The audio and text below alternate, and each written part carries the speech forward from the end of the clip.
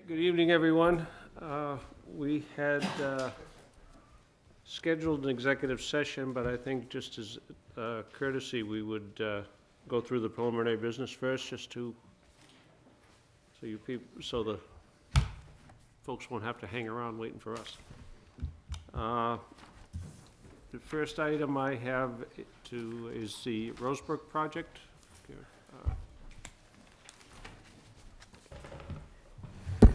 Good evening, Mr. Chairman. My name is Jim Kane from the 80 Makepeace Company. With me this evening, but apparently quite shy, are the folks from Kaplan Development and Allen and Major Engineering. We're here this evening, consistent with your process, to brief you on a project that will be coming in for an assisted living facility at Lot 3 of Rosebrook Business Park, diagonally across the cul-de-sac from 100 Rosebrook Way, the medical office building.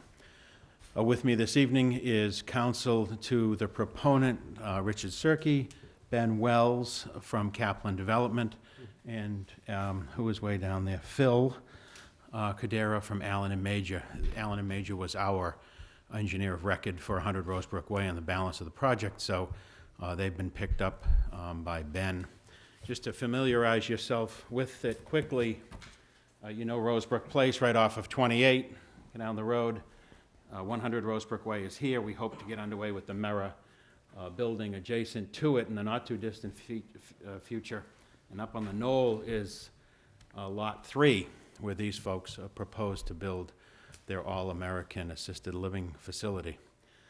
The impacts from this project are actually less than the impacts of previous projects that we have brought to this board for approval in the previous years, and are less than our MEPR impacts already captured.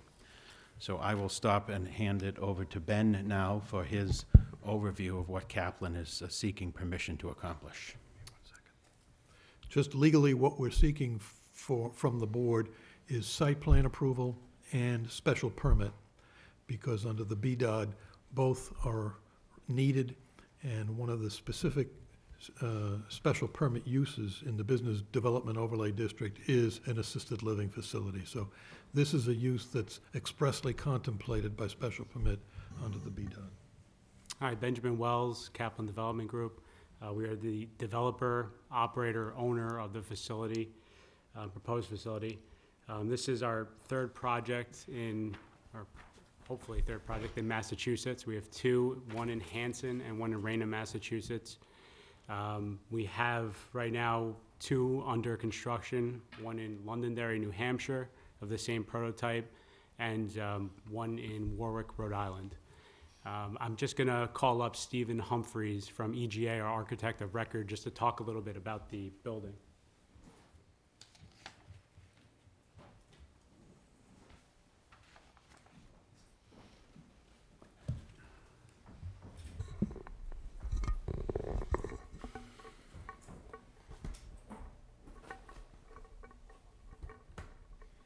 For the record, my name is Stephen Humphreys. I'm from EGA Architects. We're out of Newburyport, Massachusetts. I just want to talk briefly about the building a little bit. It is a two-story assisted living building. It's approximately 55,000 square feet. It is 58 units, 112 beds. Looking at the first floor plan here, if I go back to the site plan quickly, this is the main entry. Rosebrook is on the left. Building on the plan has the same orientation. The building will contain, again, 58 apartments. It will have, can you still hear me? Okay. It does have a dining room, activities room, live-in, commercial kitchen. Generally, the residents don't cook, so there's food prepared for them. It has a memory care wing on the left side of the plan, which has 13 units. That is secure. It has its own activities and live-in and dining room. On the right side of the plan is more assisted living apartments. There's one elevator in the building, and there's 4 stairs.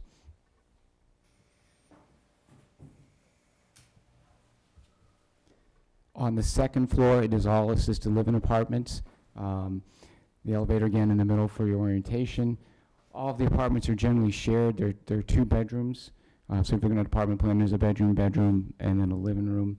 And they all have private bathrooms, full bathrooms. They do have small kitchenettes, but it's generally just a sink, and casework.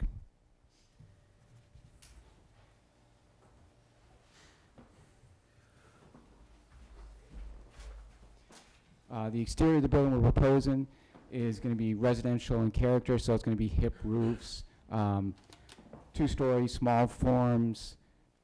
We're doing residential siding, so it's going to be lap siding, shingle siding, standing and run white trim, you know, regular window patterns.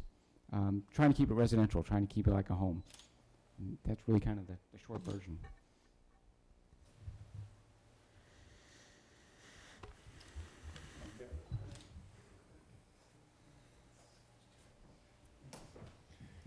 And I guess to sum it up for the record, Phil Cordero from Allen and Major Associates.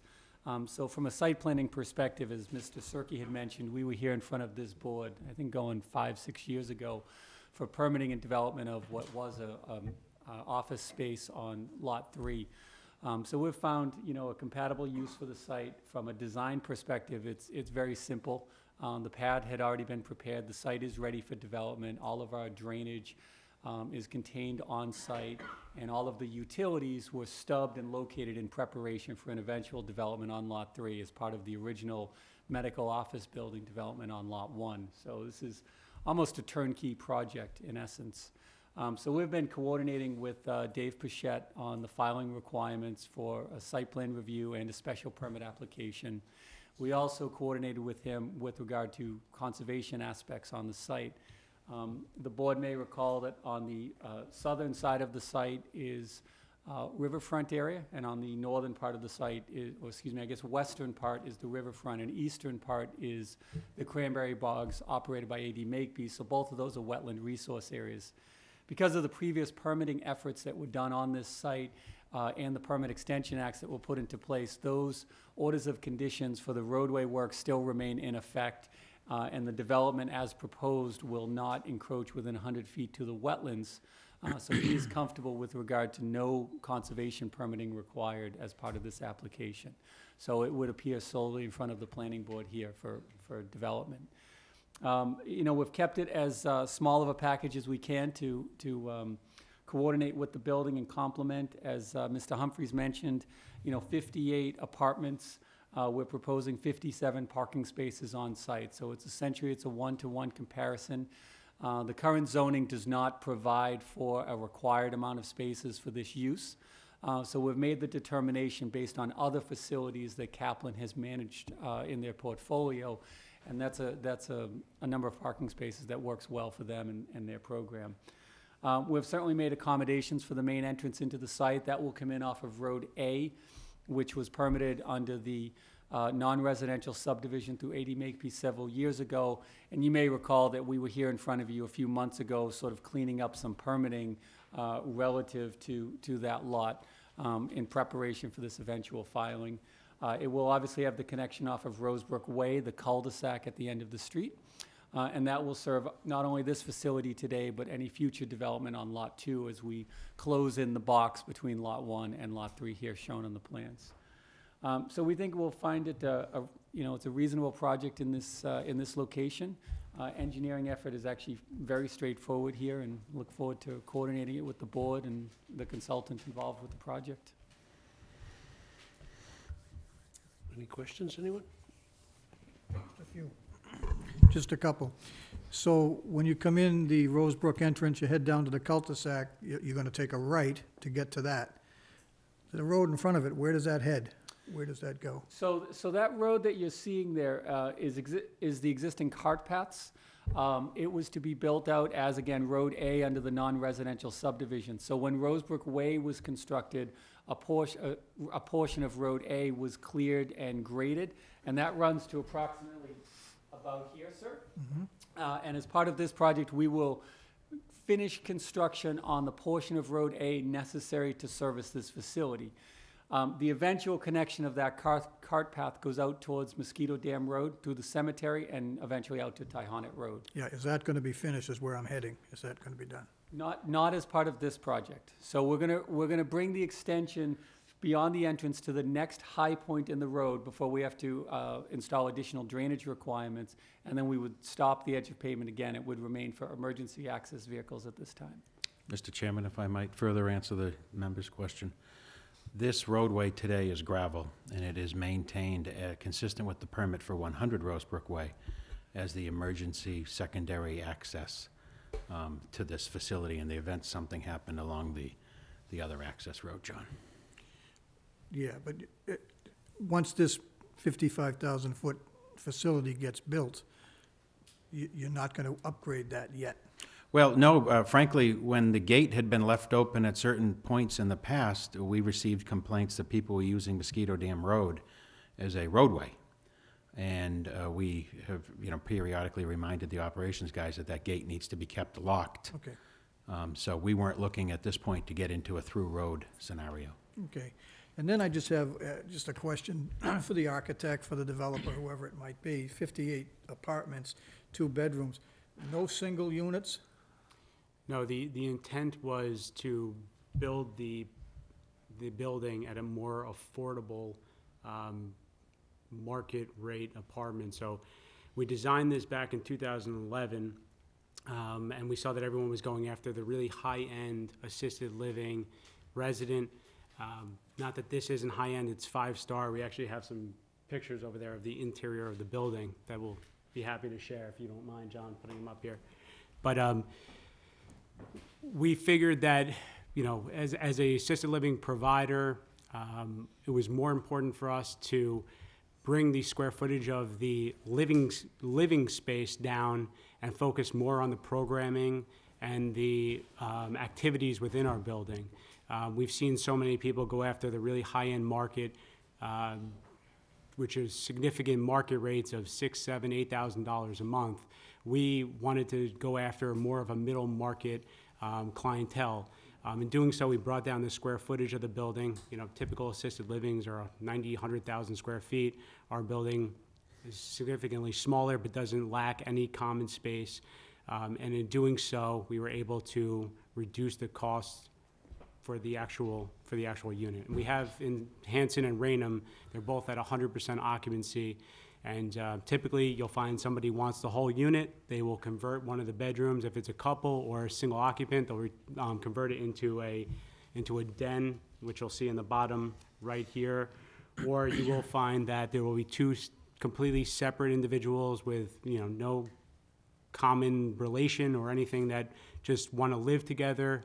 We pair them up as best as possible, and it ends up as far as it actually helps them. They have somebody that they rely on. It gives them a friend, and we found that there's really been very minor issues in doing so. We found that it's been very successful. So your 2 existing facilities are the same, Correct. and the 2 that you're building are going to be the same as this? Correct. All right.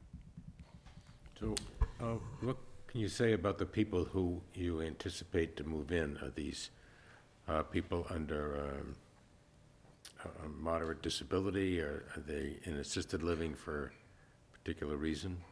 Well, assisted living is defined as having someone who needs assisted living is somebody that needs 1 or 2 help with activities of daily living, whether it's grooming, medication management, bathing, etc. So somebody who needs assisted living is someone that has a reason to be in the facility, that is having trouble maintaining their health on their own. And the average resident in our facilities, we have 16 facilities up and down the East Coast. We've really been focusing on this model for the last 4 or 5 years, and we've had a lot of success in doing so.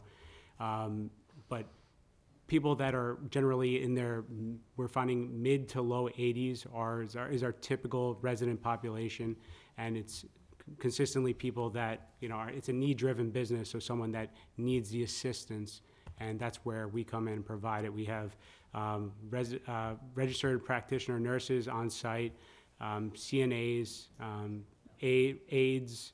So, there's only so much care that we can provide under an assisted living license, but, we do the best that we can. We have a bus that provides transportation to doctor's visits, to, local field trips, whether it's a grocery store. We have a third party that does rehab on site. The program's called Optimal Living, and we've actually done this on both of our All-American facilities, and they've reduced falls and people leaving the facility because they're providing another level of rehabilitation and, exercises with our residents. So hopefully that answers your question. Yeah, and you'd think the people are going to be in that age category of 80 or so? Yes, I believe you'll find that most of the residents will be in their 80s. And how many of them in your other facilities have cars? Oh, very, very limited. I would say that less than 5% of the population will have vehicles, and what we find is that, if anything, they're sitting in the parking lot rusting away. I mean, it's rare that we have residents that are typically driving. So you're basing your parking more on the people who are coming in than? Correct, people on who are there. staff and visitors, family members. And how many staff people would you have for a facility like this? We provide, on the other facilities, it's about 60 to 70 between full and part-time employees.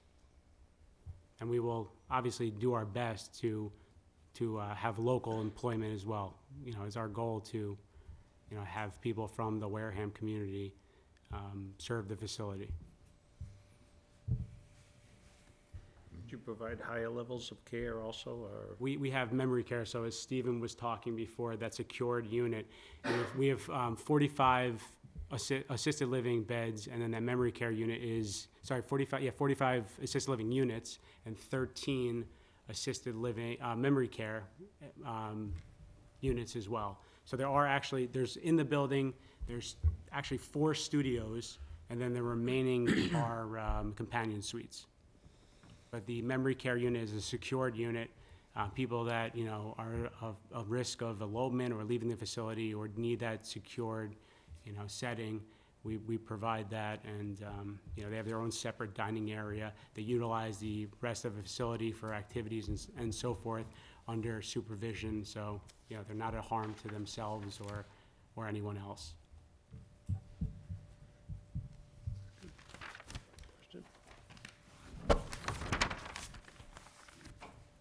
So I guess we will be looking for a public hearing date. And I didn't get a heads up on what a reasonable length of time would be for that. I don't know if they can pull off the advertising within the month.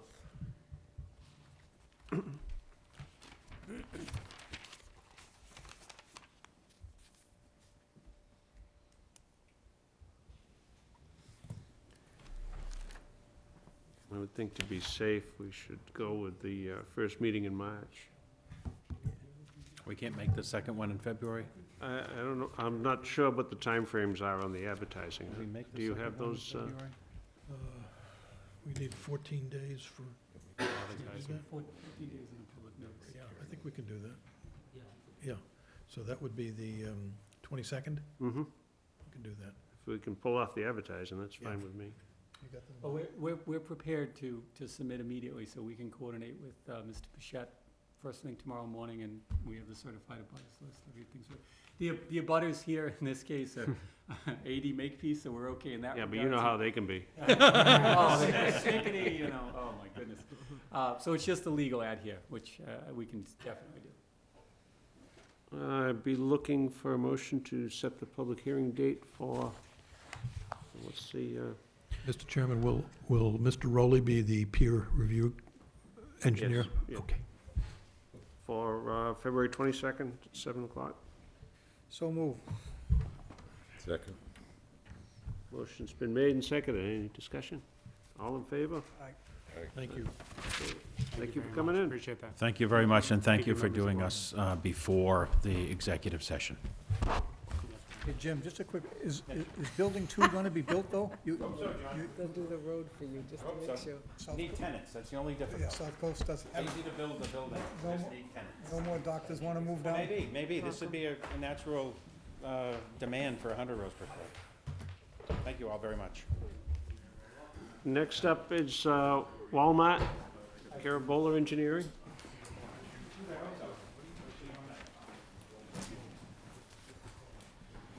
I think this is the latest, That book? Oh, yeah, okay. I was reading that letter. February 22nd. Gotta advertise 2 weeks.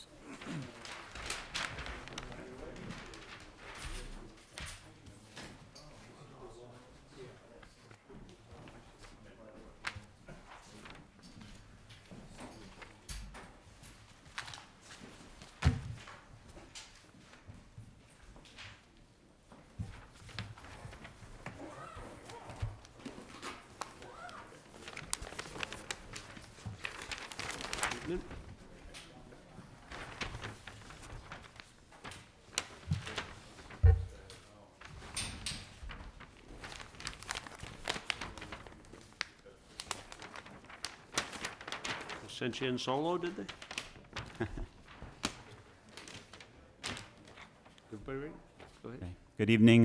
For the record, my name is Jim Cranston. I'm with Bowler Engineering, representing Walmart tonight. We're here for a pretty small change to the plan. Just wanted to check the box to make sure our approvals were in order. What's happening on this revised site plan is there's a lease boundary that was proposed when we came before you originally, and that lease boundary has since changed. It doesn't really affect the zoning perspective for the lot as a whole, but further down the road, we'll be coming before you along with SNH to file an A&R plan. So once they become separate lots, zoning needs to comply, obviously. So the lease boundary has changed, and what ended up happening is some more land was given to the SNH out parcel out front, and therefore Walmart's property became a little bit smaller. So that's the first change. And the second change is there are some parking spaces out near the out parcel shown in that hatched area. There are 47 spaces that are going to be shared, and that's really just a change from the agreement between Walmart and SNH. Even if those spaces are not counted for Walmart, Walmart still complies and has excess parking. So we're really here before you to get an administrative approval of those changes. The bulk requirements are still met for the Walmart because of the size of the lot. It's a pretty large lot, so we never really came close to needing any variances. So if there's any questions. Is it, no, it's not the shaded area that you're talking about. It's, So this is the area here? that's the shared parking, but, Shared parking. This is actually an overlay of our plan and SNH's latest plan. And I understand they'll be coming before you further down the road with their final plan, with what they're actually going to build. And all of their zoning also would comply with the change. I'm just, where was the original lease line?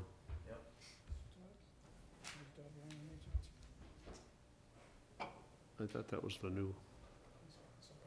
So this area is the piece that ended up getting transferred Oh, so, to SNH lot. so the other boundary is as it stands now? Yes.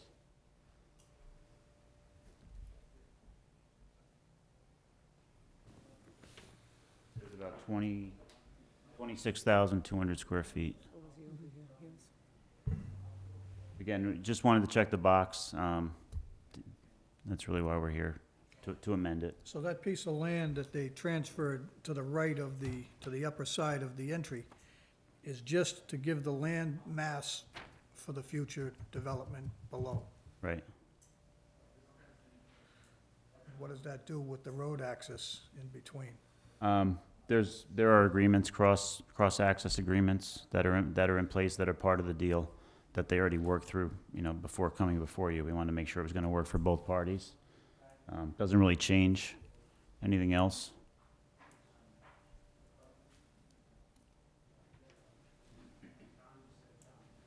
So you're looking for an approval of this as a minor modification to their existing? Right, because technically the zoning properties changed, so the bulk requirements have all been updated.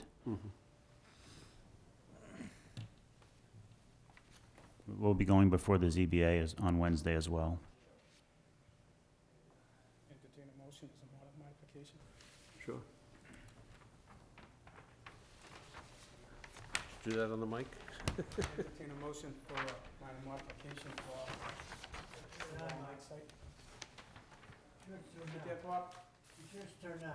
It is on. It's not Green close light's on. enough. Not close enough. How's that, any better? Entertain a motion for a minor modification for the Walmart parcel. Is there a second? There is a second. You were gonna say, No, I'll just make sure Bob got me. so the motion is this plan identified and It's a revision 10 dated 1/5/16. okay. Must be in small print. I'm just, Right on the bottom of this, right on the bottom, George. Down here. so if I can, Sheet C1. Vision, if you go up on the chart on the right there, Division 10. and it's down the bottom too. So approving the revision labeled revision 10, 1/5/16 as a minor modification to the previously approved site plan. Any discussion? Do we, is this roadway out? Yes. Yes. Is that a requirement of the approval? The roadway? Yes. It was part of the plan. I don't know if it was, if you deem it a requirement. Well, we- You like to have two egresses, but I think it was just the way it was proposed. It wasn't. I guess we don't really don't have any documentation that, Well, that's why I asked about the parcel being About on the this. other side of the roadway. It's obviously not buildable. They're not gonna build anything on it. They're just using it as land mass but this to part, build here. but this part is, People come in and out of there now, yeah. yeah. There's a retaining wall right along there, George, Yeah, or fence. nothing would be built there. It's not buildable. It's in wetland jurisdiction, say, I and think it's it's actually the within the archaeological dig area. That's where the Tudor farm is. It's restricted. It won't be built upon. So what's the shaded part right by the highway on either side of that entranceway? I believe that was an easement and a restriction for a line of sight, so that there was clear visibility from the exit. And that's existing? Yes, that's all built, and that's been improved already. Like a no planting zone. So when you, like this one here, if you're coming this way to turn in No, there, it's a I- miserable turn. That was a poor design. But if you're coming this way and turn in, it's a little easier, so.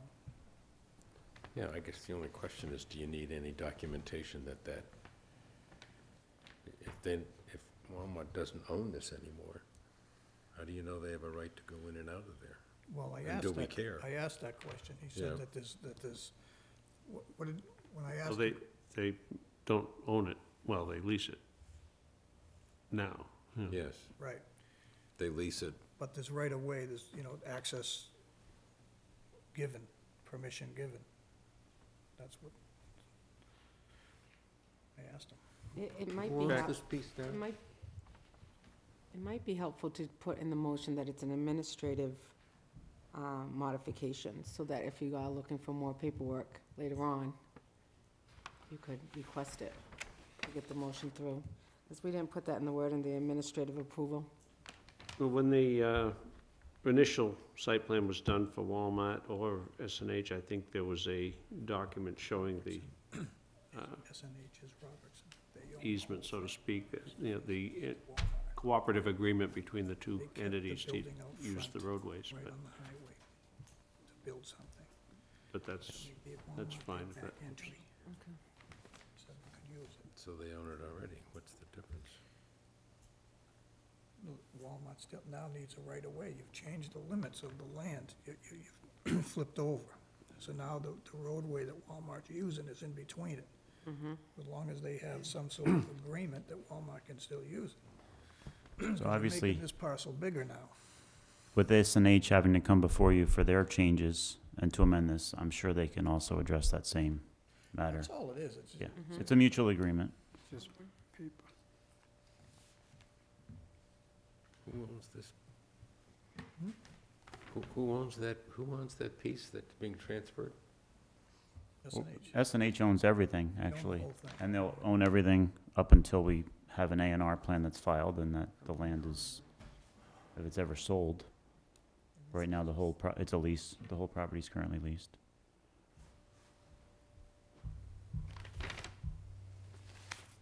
Get it? I don't understand what we're doing. It's an imaginary line right now. I mean, it's really just a part of the lease until it becomes subdivided. The only thing we're doing is recognize, on the initial approvals of the thing, there was a lease line drawn. And all we're really doing is recognizing a change in that lease line. If it was one big project, there wouldn't be a lease line, we wouldn't be Being talking leased about. to who? It's a Walmart. It's, at this particular point, it's just taking more of what was within Walmart's lease and placing it on the S&H Realty parcel. I wasn't part of any of the Walmart, so No, I I know. stayed out of it myself.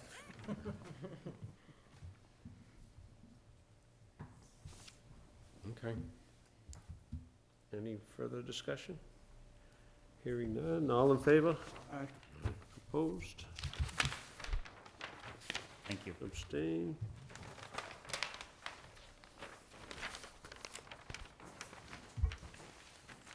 And Chris Gabriel's not gonna be joining us this evening, just check. And Kenning Realty, are they here? Didn't think so, I thought we already covered that. So therefore, I would be looking for a motion to go into executive session for the purpose of discussing preparing litigation. This is in regards to the appeal of the board's decisions in the Bay Point Club, Country Club. Make the statement that anything discussed in executive session would have a negative impact on the town's position should it be discussed in open session. Reason number three. Reason number three. 3 is personnel, isn't it? Oh, it's litigation also. Yeah. So I would be looking for a motion to do the same. So moved. Second. And this requires a roll call vote. Bob? Yes. John? Yes. Yes for me. Mike? Yes. Michelle? Yes. You don't count. Thank you very much, everyone. Mr. Chairman, just for the record, we will not. Yeah, we will not be returning to open session because we concluded our business. And I think we're waiting, How are you, Rich? I think we're waiting for Bob to go screaming into the night. It's good to see you. Happy New Year, pal. Hasn't been all that long. Hi,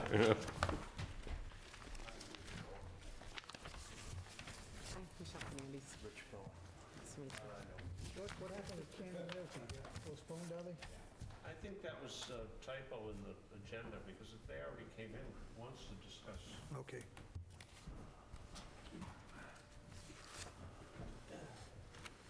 All set, Bob?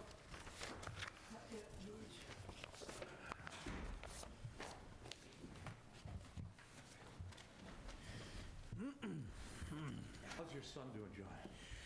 Very good, very good. He's working for Comcast, and my youngest is a freshman down at University of South Carolina, so he got big quick.